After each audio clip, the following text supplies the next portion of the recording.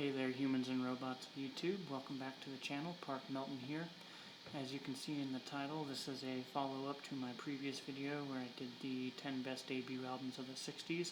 Only this time we'll be looking at the 70s. The 70s was a pretty prolific and interesting period for music. There were a lot of emerging genres. A lot of genres sort of kind of came into their own in the 70s, and then other genres sort of died out during the 70s. It was, in the beginning, it was kind of marked by a little bit of darkness. Everybody was riding on a high at the end of the 60s. The peace and love movement, it almost seemed like it failed with the continuation of the Vietnam War and, like things like the Kent State, that kind of stuff. So there was a bit of a, dark undertone that would kind of get explored, I think, a little bit more fully in the second half of the 70s. There was also, quite a bit of tragedy in the music world, kind of starting with the death of Brian Jones at the end of the 60s, and then, in rapid succession, Jim Morrison, Janis Joplin, Jimi Hendrix, various others. It just kind of felt like the beginning of the end, maybe.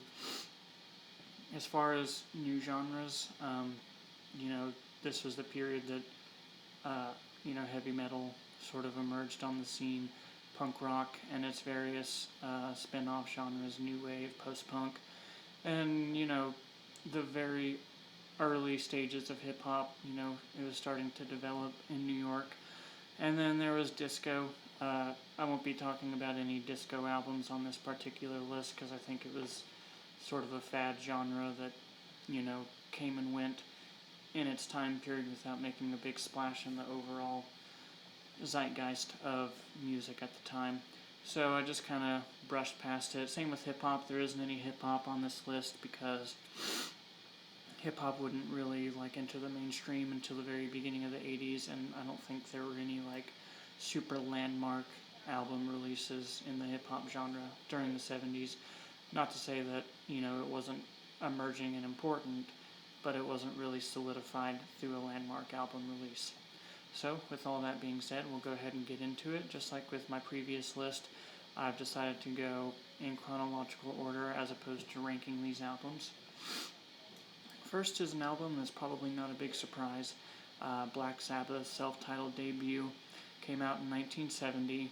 This album is generally considered to be the first heavy metal album. I don't know if I personally agree with that accolade, but whether it's accurate or not, it's definitely a monumental album for the genre. Also considered to be sort of a precursor to doom and sludge and a little bit of the goth. As far as impact is concerned, this is maybe one of the more impactful albums on this list. I leaned a little bit more towards albums that I like as opposed to albums that had a huge impact. Not to say that the albums on this list didn't have an impact, but I kind of tried to stay more towards my personal preferences on this list. And this is one of my favorite albums of all time. From start to finish, it kind of grabs hold of you and doesn't let you go. From the very opening of the album, it just kind of sucks you in. It kind of fills me with a sense of trepidation almost. And I just love it. Standout tracks for me are The Wizard and NIB, but like I said, this is an album that's amazing from start to finish. Number 2 on my list is Funkadelic, self-titled album, came out in 1970 as well. I don't know if there are many young people that watch my channel, but if your parents are squares, this isn't an album that you want your mom to catch you listening to. This album just kind of oozes with sexuality.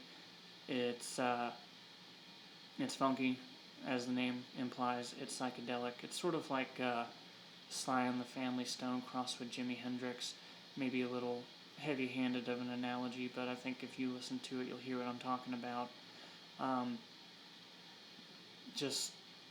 You might be cool when you start listening to this album, but by the end of it, you're guaranteed to be groovy. For me, standout tracks are Music from My Mother and Good Old Music. The impact of this album is kind of hard to say. Parliament Funkadelic, as a collective, has been hugely influential, especially In the hip-hop genre, a lot of the early Funkadelic albums would get sampled, maybe most notably by Dr. Dre, and even the Beastie Boys even sampled this particular album. It's just, I think it's in bad taste to encourage or condone drug use, but it's pretty clear from listening to this album that it's the best way to listen to it is with your head in the clouds, whatever that might mean for you personally. It's just a real heady, groovy album, raw sexual power, like I said. Number 3, this is an album that is on here specifically because I like it, not necessarily because of its impact. This is Closing Time by Tom Waits, came out in 1973. If you're like me and you come to this album after listening to some of Tom Waits' later stuff, it might come across as a little tame or even quaint, but I kind of like that about it. I like listening to an artist's body of music and kind of seeing where they came from and where they ended up. And this is a really good case of that, because Tom Waits would get very experimental and kind of crazy in his later years, to his benefit, definitely not to his detriment. And this album is sort of, it's kind of in the grain of like Leonard Cohen, Bob Dylan, singer-songwriter kind of stuff. It's got what would eventually be, hugely characteristic of Tom Waits' music, the storytelling aspect of it. There's a lot of really good piano playing on this album. It's just a real mellow, good listen. My favorite tracks on it are I Hope That I Don't Fall in Love with You and Martha. I Hope That I Don't Fall in Love with You is just sort of like a painfully relatable song for me personally. Great album. Number 4, 5, 6, and 7. These are 4 albums that are all somewhat related. These are all albums where the bands and artists that recorded them made a point of perfecting their sound on stage before they went to the studio. And so all 4 of these albums are, pretty tight and very fully realized, if you will, especially for the fact that they're debut albums. All of these albums are sort of in the punk grain, and all of these albums came out within about 2 years of each other, which honestly is kind of astonishing to me. First one, number 4, is Horses by Patti Smith. This came out in 1975. This album is just astonishing. Totally blown away when I heard it for the first time. It's sort of a musical counterpart to The Left-Handed Darkness by Ursula K. Le Guin. In my opinion, it's sort of like a monument to androgyny. Everything from the cover artwork to Patti Smith's, sort of trademark wailing and caterwauling on the album. Just amazing. There is a bit of a sexual undertone to the album, but there's absolutely nothing about Patti's femininity that would ever suggest weakness. This is a very aggressive album. I just think it's astonishing. It was produced by John Cale of the Velvet Underground fame, and there was sort of a clash between Patti Smith's musical direction and John Cale's musical direction. It works for the album for whatever reason, but there is a part of me that wonders, how it would have played out if she had found a different producer, like maybe Thomas Verlaine or even David Bowie.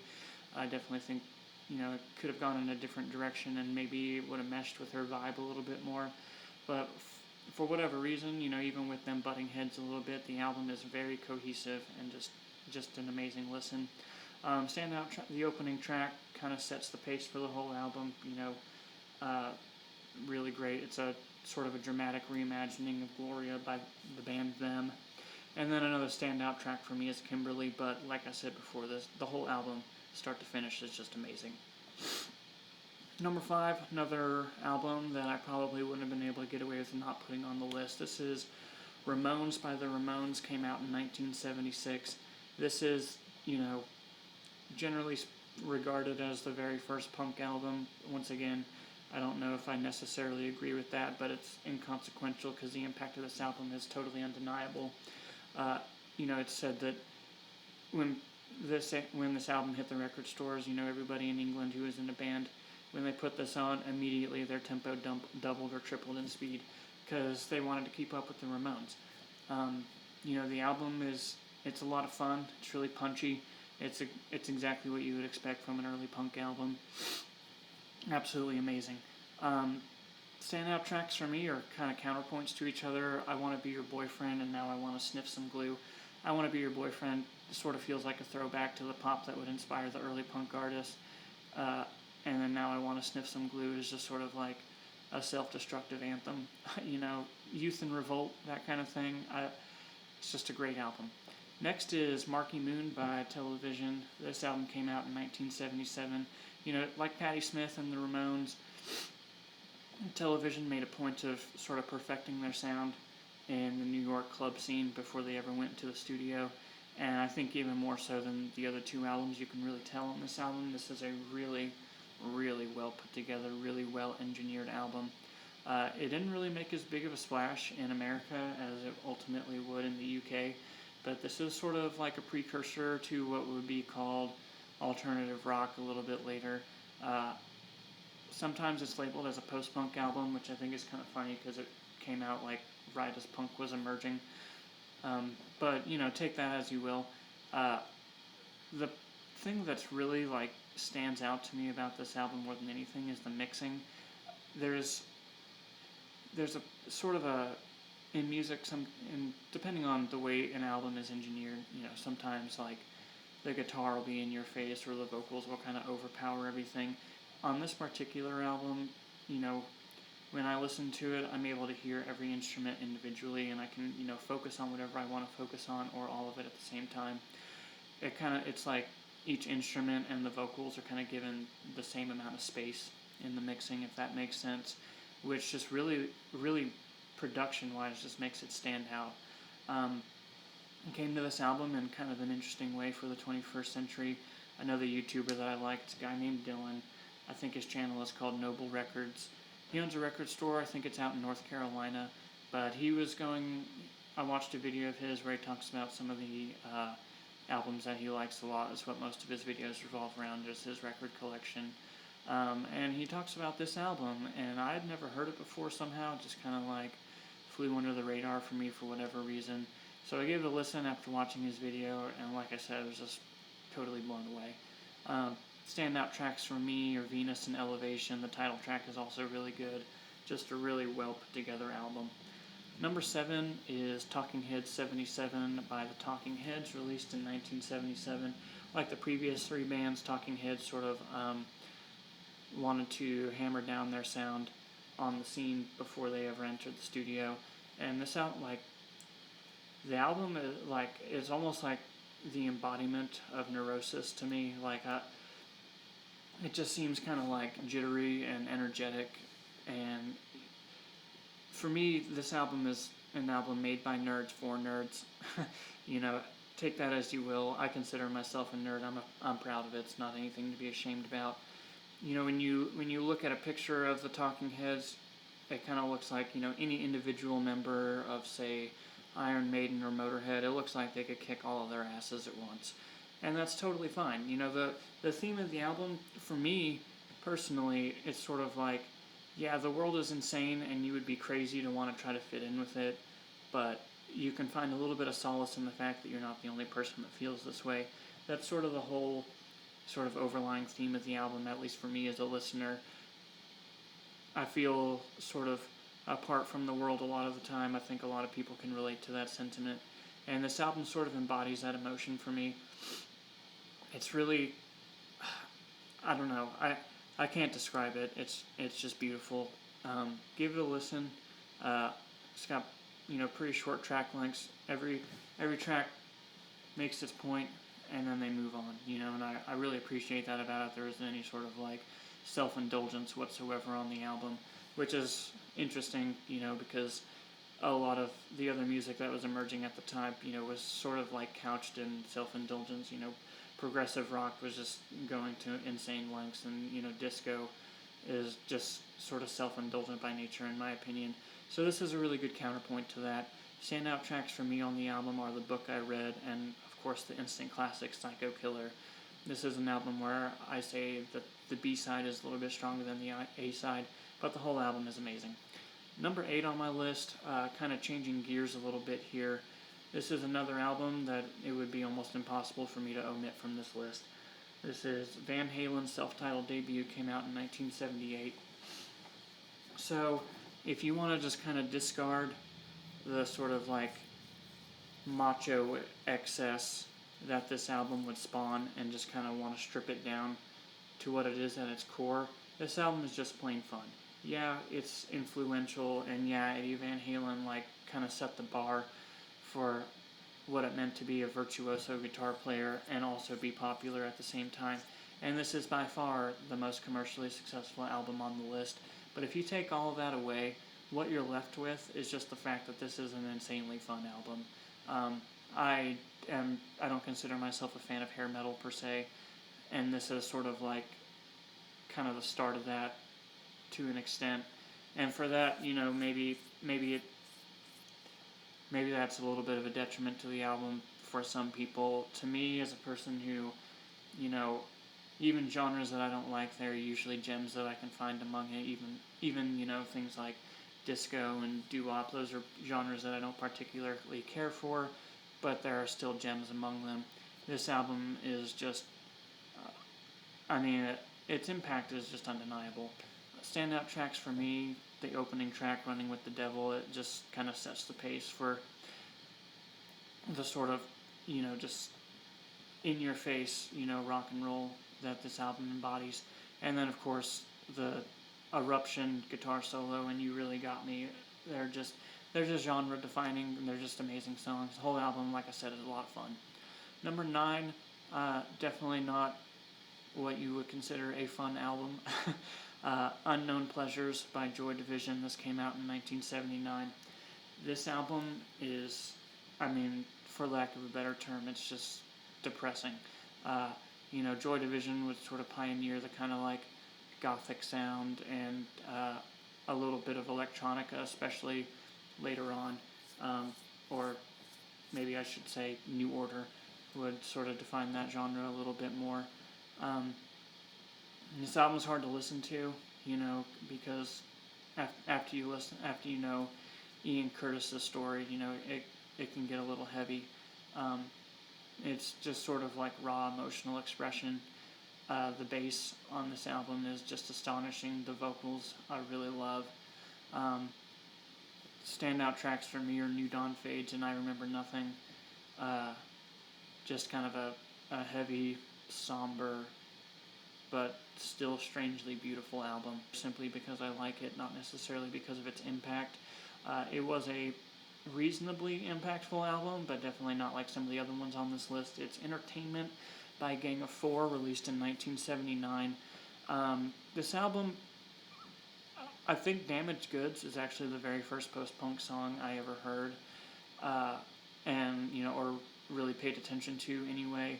This album is maybe like the most overtly political album on this list, which is kind of strange to me because it's, sort of pro-working class, anti-consumerism, which to me isn't necessarily a political ideal so much as, just kind of, hey, take a look at the way the world's going, maybe this isn't the right way to do things, whatever. Whether or not, wherever your politics lie, I think it's got a message that, is pretty relatable as far as like, maybe it's time to like kind of go back to basics, and that's kind of the whole punk thing. It's a return to form. It's a back to basics sort of movement, and this album, it's considered post punk. It's just really good to me. Damaged Goods is a standout track to me simply because of my personal relationship with it, and then Natural's Not in It, a song that I relate to very much. So kind of in the same grain as Talking Heads, and that, this album sort of tells you, like, yeah, the world is insane. Don't feel bad about it. You're not the only person who feels that way. I get that vibe a lot from a lot of post-punk.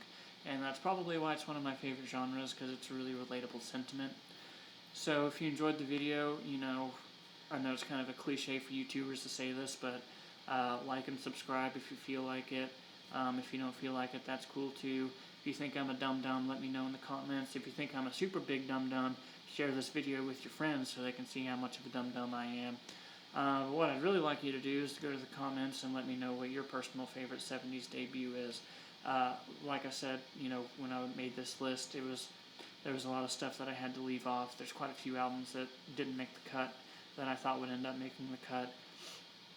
So if you want to let me know what you love about, what your favorite 70s debut album is, I would be interested to know, just to see if it's one of the ones I ended up not keeping on the ultimate list. But thanks for tuning in, and I'll see you next time.